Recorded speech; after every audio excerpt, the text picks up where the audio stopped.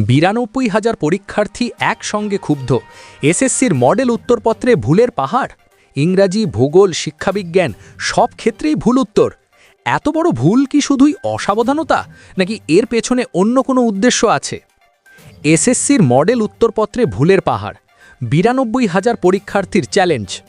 School service commission SSC দ্বারা পরিচালিত শিক্ষক নিয়োগ পরীক্ষার মডেল উত্তরপত্র নিয়ে বিতর্ক তুঙ্গে।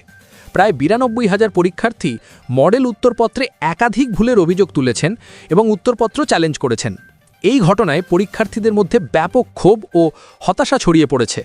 নভেম্বরের শুরুতে এই বিষয় চূড়ান্ত সিদ্ধান্ত জানানো হবে বলে কমিশন সূত্রে খবর।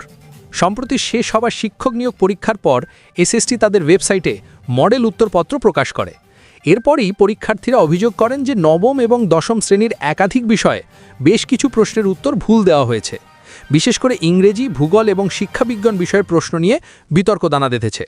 কিছু উল্লেখযোগ্য ভুলের উদাহরণ: ইংরেজি একটি ন্যারেশন চেঞ্জের প্রশ্নে সঠিক উত্তর Rita said that the sun rises in the east হওয়ার কথা থাকলেও কমিশন উত্তর দিয়েছে Rita reported that the sun rose in the east.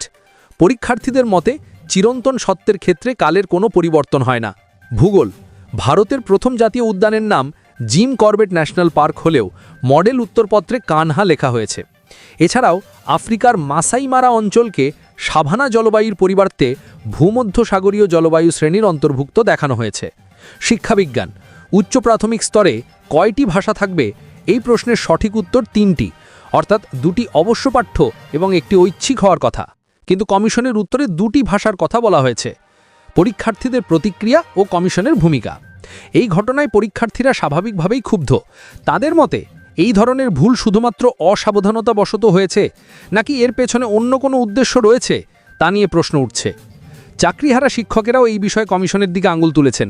তাদের মতে কমিশনের দেওয়া এইসব উত্তর দেখে মনে হচ্ছে এতদিন ধরে আমরা ছাত্রছাত্রীদের ভুল শিখিয়েছি।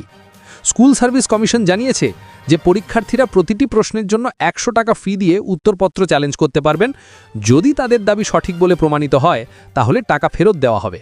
তবে অনেক পরীক্ষার্থীর আশঙ্কা, প্রায় প্রতিটি বিষয়ে ৫ থেকে ৭টি করে ভুল থাকায় চ্যালেঞ্জ করার খরচ অনেকটাই বেড়ে যাবে এবং টাকা ফেরত পাওয়ার প্রক্রিয়াও জটিল হতে পারে।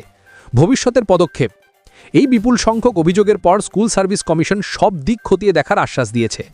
নভেম্বরের শুরুতে এই বিষয়ে চূড়ান্ত সিদ্ধান্ত জানানো হবে।